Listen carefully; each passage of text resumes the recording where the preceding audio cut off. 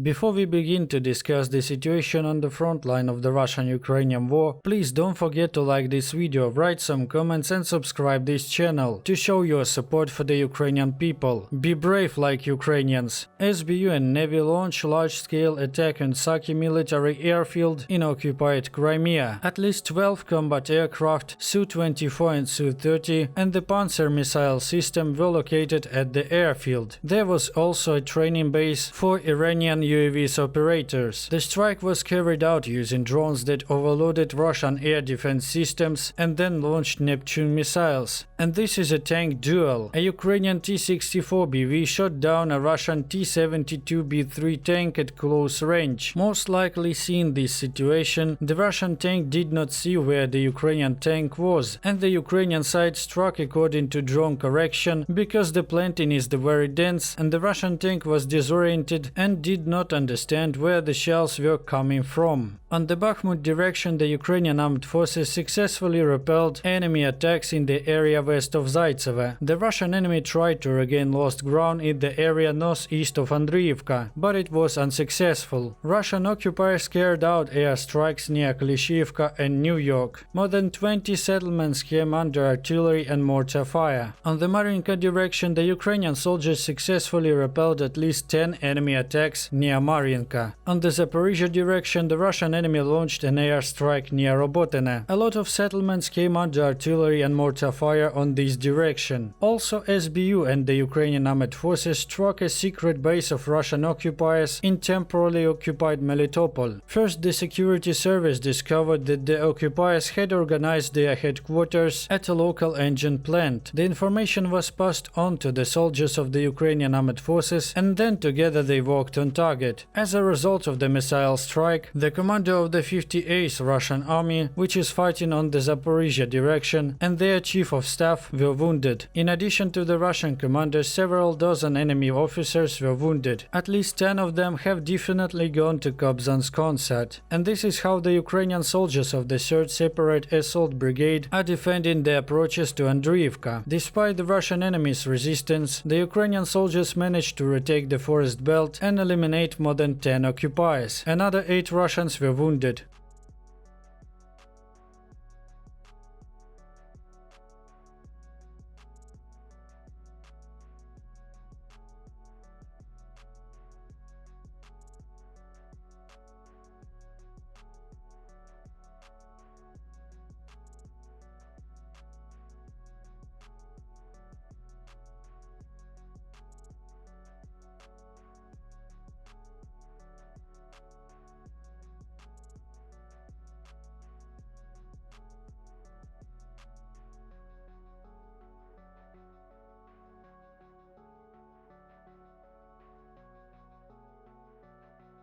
This is how Ukraine continues to fight for its future and for its freedom. Please do not stand aside. Support Ukraine. Like this video, write some comments and subscribe this channel. Glory to Ukraine, glory to heroes.